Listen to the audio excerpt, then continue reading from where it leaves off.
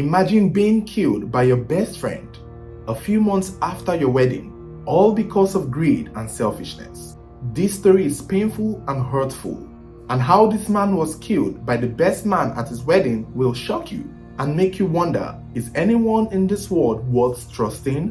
Hassan Shehu, who is also known as Hassan Wanka, was a gold dealer at Kure Market in Minna, Niger State. He sold and bought gold for a living, and he had a shop in the Kure Market there where there were other gold dealers also. Usually, to buy or sell gold, you would have to come to the Kure Market. It's a lot safer and more assuring, both for the customers and the dealers. However, on the 12th of April 2022, Hassan got a phone call from his best friend, 25-year-old Bashir Ibrahim. In the call, Bashir told Hassan of a man who wanted to sell a certain pound of gold for 5 million naira, and he urged Hassan to rush the deal. This seemed like a good deal, but Hassan didn't have 5 million naira. He told Bashir that he only had 3.5 million naira. Now, some sources said Hassan agreed that to make up for the 5 million naira, he was going to add his vehicle, a Peugeot, a red Peugeot.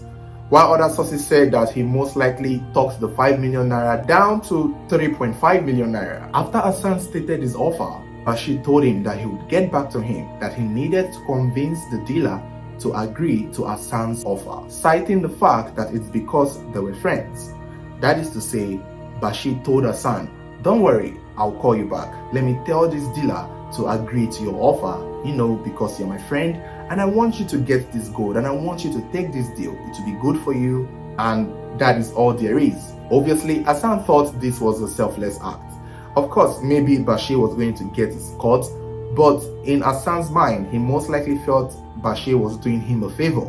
Bashir was on his side. Little did he know that Bashir had some tricks up his sleeves. After Bashir ended the call under the pretext of convincing the seller to agree to Hassan's offer, Bashir then called Hassan back a few moments later, urging him to come down to a particular address that the seller had agreed to his offer. Now, it's unclear what the offer was, but the initial deal was 5 million naira. However, Hassan may have talked it down to 3.5 million naira, or may have included his vehicle along to make up for the 5 million naira. But after Bashir convinced him that the seller had agreed to his offer, Hassan began making the necessary preparations for this new deal. Like I've said before, this was unusual. Even for Hassan, it was not the norm. If someone wanted to sell gold or buy gold, they would have to come to the market there at the shop. It was the safest way to do these kinds of business. So at this point, Hassan had probably withdrawn about 3.5 million naira cash, and he had put them in his red Peugeot and was already prepared to go to the address that Bashir had asked him to come to. In as much as this was not the usual way of doing business, Hassan felt, since this was his best friend, since this was the guy he had known all his life, what is the worst that could happen? He most likely wasn't thinking that anything could have gone wrong. This was Bashir, his best friend, and some sources even said they called themselves brothers. However, what was about to happen next felt so much like a scene from a mystery movie. One of those episodes of How to Get Away with Murder, if I may say. Except things did not exactly go as planned for these bastards. They probably would have gotten away with it, but for the last minute decision that Hassan made, everything changed. Hassan got into his red Peugeot with 3.5 million naira cash in the back seat. He left his shop in the hands of his younger brother, Abba Shehu. Basically telling Abba that he would be back soon and that he won't take long. As he was about to drive off, it was said that Hassan had a quick thought and instantly urged Abba to join in the car, which Abba did. It's unclear if they locked up the shop or if someone else was there to look after it for them. But it was said Abba then joined Hassan in the Peugeot as they both set to leave for the address Bashir had asked them to meet him. Now, at this moment, it's unclear what Hassan felt. Maybe he probably sensed that something might probably also go wrong, because apparently what he did when they got to the address, it's almost as if Hassan had the intuition that there could probably be something off with this deal, despite the fact that it was his best friend who had assured him that the deal was legit. When Hassan and Abba got to the address, it was an apartment building. Hassan came down from the vehicle but urged his brother Abba to remain inside of it with the windows up. He left the 3.5 million naira still in the vehicle, and alone by himself he went into the building to see his best friend and the man who wanted to sell the gold. The plan would have been that Hassan wanted to see the gold for himself, to see if it's worth buying it for the 3.5 million naira along with his vehicle, or if it's something that he was going to change his mind over. Maybe that was why he went alone without the money. And also maybe that was why he probably didn't tell the other people that he came with somebody. If for some reason he thought that the gold was worth the money, he would most likely call his brother Abba to come into the building with the cash and probably the car keys, I guess. But then Abba, who was in the vehicle, had to wait for his brother to call him or give him the sign to come into the building with the money. However, Abba would wait for eternity because nearly an hour went by and Abba did not see his brother, nor did he get a call from him. Eventually, Abba would tire off and begin to dial Hassan's number, wondering if he should come in or wondering why it's taking so long for him to come out. Dialing his brother's number, Hassan wasn't taking his calls. Eventually, Abba got out from the vehicle and walked into the building, opened the door, only to see 3 men dragging the lifeless, bleeding body of his brother into a toilet. Apparently, these 3 men weren't expecting any other guests. They probably thought Hassan came by himself. Upon seeing another person and knowing that that was the brother of Hassan, they knew their cover had been blown up. They would have to kill him too, because now he had seen what they had done and he would most likely expose them to the public or to the police. So obviously they had to go after him, but it was said that Abba took to his heels and began to run. He ran for his life. Seeing that the men were unable to catch Abba, they returned back to the apartment, abandoned Hassan's body there, ransacked his pockets, took his phones, about 2 of his mobile phones, took the car keys, and then they entered into his Peugeot where the money was and drove off in the bid to escape, because now they knew what they had done would certainly go back to the public. They didn't even try to hide Hassan's body anymore because everything was now in the open. Someone had seen them, just a matter of time for the news or the story of what they had done to be everywhere. It was around 5 p.m. in the evening on the 12th of April that the police got a call from concerned citizens that a dead body had been seen in an apartment in the address or area that Bashir had called Hassan to. When the police came to the address, they saw Hassan's body. At the time, they really did not know who he was, so after evacuating his body, the police began doing their research. They began asking questions around. It didn't take long before they found Abba, who was in the hospital at the time. As it was said, Abba had been traumatized by the incident, and it was said that he most likely ran to a point he passed out and was rushed to the hospital. So eventually the police would meet Abba, who would now then explain to the police how everything turned out, how his brother was called by his best friend to come and purchase gold at the apartment that he was killed. The police would ask him if he saw the 3 men who killed his brother, and he said he was able to identify only 2 of them. Abba identified one of the men to be Bashir Ibrahim, his brother's best friend. And of course, he was able to recognize Bashir because he was the best man at his wedding and it was his brother's closest friend. So that wouldn't be something difficult for him to identify. The second person he was able to identify as Aliyu Ibrahim, Bashir's younger brother. However, Abba could not identify the 3rd man because he hadn't seen him before and he clearly didn't see his face all the way. And so with that information, the police knew who they were looking for: Bashir and his younger brother Ali. Hopefully, if they find Bashir and the younger brother, they will be able to find the 3rd person and definitely bring all of them to book. It will take 3 days, 16th of April 2022, for the police to find Hassan's vehicle in a bush along Zungeri Road, Mina. After the vehicle was assessed for clues or evidence or probably damages, it was then towed to the police station. So at this point, what was left was looking for the killers and maybe the money they had stolen from the vehicle. The search would continue. At this time, the story was everywhere. People had heard about it. People had seen the picture of Hassan and that of his best man Bashir. So basically, people knew who they were looking for and what the person had done. Invariably, it was just a matter of time to see how far Bashir and his younger brother Aliyu could run. Then again, with that much money that they stole, I would guess, or I would think, that they could have run farther than they did. Because a week later, after this whole incident, the police got a tip on the 19th of April 2022 regarding the whereabouts of Bashir and his younger brother Aliyu. The anonymous caller told the police that he had spotted the duo at a hotel along Eastern Bypass in Minna. So clearly these two criminals were still in the same state that they had committed the crime. I would think with the money that they stole, they would have at least gone to Abuja or somewhere else, maybe Kebbi State or Kano. How can you be a criminal like that and still be stupid to remain in the same vicinity that you committed a crime in? Were they thinking that no one would recognize them? Because I don't understand.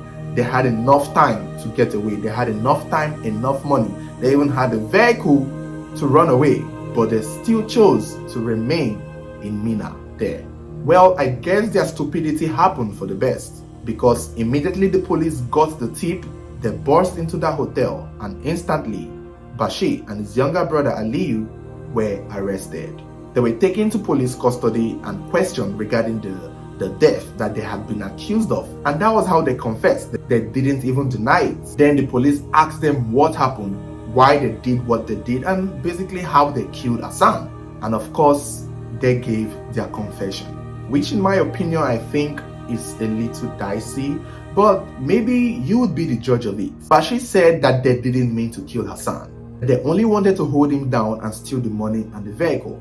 But then they killed him. So why did they kill him? According to their confession, they had planned with a man called Suleiman Mahmoud to rob Hassan of his money and vehicle. Suleiman was the third person, the man who was supposed to be the gold dealer. He was the person that Hassan was coming to buy gold from. So this was the man that Bashir and Aliyu had planned with to steal from Hassan. So when Hassan walked into the apartment, he saw the man, Suleiman Mahmoud. And it was said it did not take long while they were having a conversation between Hassan and Suleiman. They were having a conversation. Soon enough, Suleiman began holding Hassan, trying to pin him down, trying to overpower him. And it was said that Hassan began to fight back because he started feeling off.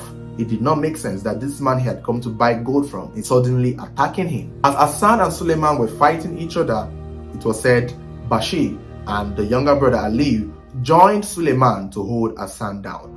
Maybe they thought the three of them would be able to pin him down, tie him up, and steal everything he had. But it was said that Hassan put up a fight, making it difficult for these three men to hold him down. Now, this is according to Bashir and Ali's confession. Somewhere along the line of fighting back and forth, it was said, according to them, that Hassan held Suleiman's neck and most likely wanted to strangle him because, it's a fight. Maybe it was this kind of fight where you just have to hold one person of all the people in the group and just target all your anger on that person. So according to them, in the process of Hassan fighting off Suleiman, Aliyu, the younger brother of Bashir, brought out a knife and stabbed Hassan, once on the neck and the other one on the chest. That eventually got his heart, which apparently killed him. And then, seeing that Hassan was bleeding to his death and most likely dying, they knew that they had to hide his body. That it was in the process of hiding his body that his younger brother, Abba, walked into them. So this was the story, or this was how Bashir and Aliyu made the story. I mean, it's a good thing that they did not blame it on the third person, because usually I would think if there was a third person and the third person hadn't been caught, they would most likely accuse the person of being the one who killed the victim. But Bashir and Aliyu were the only two people caught at the time. Even as at the time of making this video, Bashir and Aliyu are the only two persons still in custody for the death of Hassan. But within themselves, they had already confessed that the killer was Aliyu, and Aliyu took full responsibility for it. He admitted to being the one who did the stabbing, and so it's unclear what that means, if that would make the police less motivated in looking for the third person, because at this point it seemed they had found the killer. It was now time to find the money and ask what they had done with the money and ask for the other properties they had stolen from Hassan. This was when the police discovered that Hassan's mobile phone had been sold to a stranger for 3,000 Naira, which was insane because this is not a touchlight phone. This is most likely an Android phone or an iPhone mobile phone, because when you look at some of Hassan's pictures, you could tell that the pictures were taken by a very high-ended phone, most likely an iPhone if you ask me, or at least a Samsung. So who buys a Samsung or an iPhone for 3,000 naira? Who does? When the police learned that Aliyu and Bashir had sold Hassan's mobile phones for 3,000 naira to a stranger, they knew they had to find that stranger and lock him up. And it did not take long before they found the person that they had sold the phone to for that less price. Clearly, he was not among the killing, he was not among the murder or robbery, but he was in possession of a stolen phone. And I think that is a crime itself. I mean, if you had to buy a phone for 3,000 naira, you must have known it was a stolen phone. There is no way this guy did not know that the phone he was buying was stolen. So I don't feel bad for him. I feel he deserves to be paraded amongst these killers because he knew what he was signing up for. He knew what he was doing. He knew what the phone was when he was paying 3,000 naira for it. If for some reason he paid a high price for the phone, I mean, I'm not saying that would excuse the crime. It's still a stolen phone, but I would feel bad that he might have been tricked. You know, that is if he paid like a full price for it. If he probably paid a reasonable amount or something close to the actual worth of that phone. If this man had paid that much money to buy that phone, I would feel bad for him for being arrested and paraded among the criminals. But the fact that he paid 3,000 naira for such a high-end phone, he must be joking. He must be really stupid to think that we would feel bad for him if he said he did not know that the phone was a stolen phone. If you had to pay that less for a mobile phone, you knew what you were doing. You knew that you were committing a crime and you committed the crime regardless. And I don't feel bad for him. I don't feel pity for him. I should have, but I don't. I know he did not kill Hassan, nor did he partake in the whole plans to rob him. But for you to buy a phone for that less, a good phone for 3,000 naira, you must be a thief yourself. You must be a criminal yourself, and maybe he deserves to be there. You guys let me know what you think. Do you think this guy, in as much as he also committed a crime for being in possession of a stolen good, for being in possession of a stolen phone, do you still think that it's fair that he's being paraded among the actual killers? Or do you think he alone should be separated for his crime as it's not in the same range? Because left for me, he should be locked up in the same prison as all the murderers and killers in the world for buying a high-ended phone for 3,000 naira. I think he's as guilty as a serial killer and he should be locked up with all the rest of them. How do you buy a phone for 3,000 naira? If someone sold me an iPhone for 3,000 naira, I would run for my life. I would question the source of that iPhone. I would even call the police because it's absurd. So guys, as at the time of making this video, Suleiman Mahmoud had not been caught or arrested. Maybe he's the one who did the smart thing by running out of the state. Eventually the law will catch up with him, that I'm sure of, because I don't know how far he can run. With time, he's going to be caught. That's something for a fact. But the good thing is the person who directly killed Hassan, Aliyu, has been caught, and that will serve its purpose for now. Hopefully till the police do their job to find the third person ASAP. Maybe before I upload this video, the person must have been found. Hopefully. I will have to put it in the tag or in the description below. This is the sad story of how Hassan Wanka or Hassan Shehu was killed by his best man and best friend, Bashir Ibrahim. Even though it was Bashir's younger brother that did the killing, I still think Bashir is very much as guilty as the person who did the stabbing. But this is my question, and this is where I'm having a slight issue. And this is where I feel that maybe Bashir and Aliyu might be lying, or more like Bashir himself might be lying. He might be really tricky. He might have known that this... I feel that Bashir is even the main person here. If his younger brother had to come in with a knife to kill his best friend, Bashir most likely put that in his head. And now Bashir is making the younger boy take the fall for it. This Bashir strikes me as someone who is very manipulative. Clearly, he won't be able to most likely have the mind to do the stabbing, and so he made his younger brother come in with a knife and encourage him to most likely do what he did if anything goes wrong. Clearly, they would have a backup plan. Clearly, they know that Hassan is not a statue. He would definitely fight back. So, I'm sure in all their plans, they had a backup for what would happen if Hassan starts to fight back or shout for help or destroy things. I think that backup plan was Aliyu. Bashir's backup plan was his younger brother, and I'm sure he had encouraged him to come with a knife in case things did not go as they planned.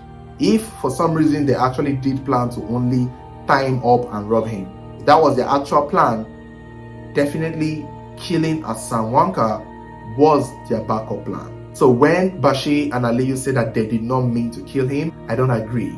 They meant to kill him.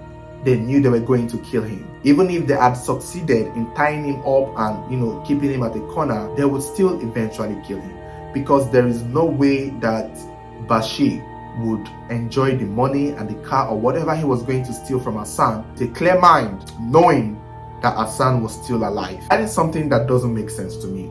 If Bashir wanted to rob Hassan and then claim that he did not want to kill him, how was he going to spend all that money? How was he going to enjoy the money? Was he going to run out of Mina?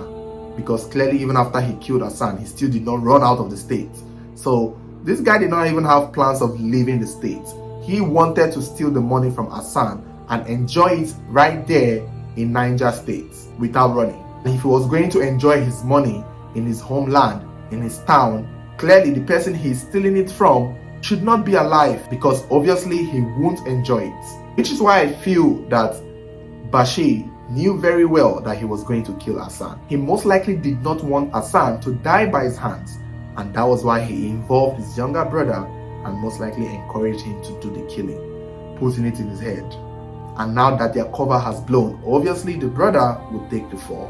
In my heart of hearts, in my mind of mind, I feel that Bashir Ibrahim was the mastermind of all of this. I feel that he knew what he was doing, and he definitely knew that his end game was to kill Hassan and take his money and vehicle. But thankfully, things did not go as they planned.